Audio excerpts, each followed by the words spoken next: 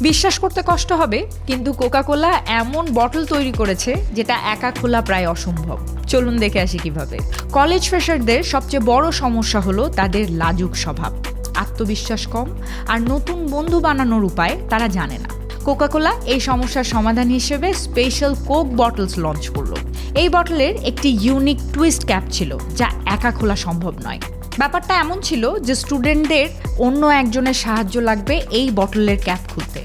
সেক্ষেত্রে দুটো বটল একসাথে সংযুক্ত করতে হতো এবং একসাথে টুইস্ট করতে হতো খোলার জন্য। অর্থাৎ হঠাৎ করে কোক খাওয়ার জন্য আপনাকে অপরিচিত কারো সঙ্গে কথা বলতে হতো। আর এখান থেকে মার্কেটিং লেসন হিসেবে আমরা পাই, কোকা-কোলা শুধু প্রোডাক্ট বিক্রি করেনি, তারা সমাধান দিয়েছে একটি বাস্তব সামাজিক সমস্যার, যা প্রতিটি কলেজের স্টুডেন্টদের মুখোমুখি হতে হয়।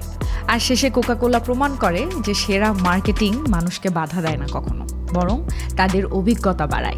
এরকম আরও জিনিয়াস মার্কেটিং স্টোরি জানতে ফলো এবং সাবস্ক্রাইব করুন।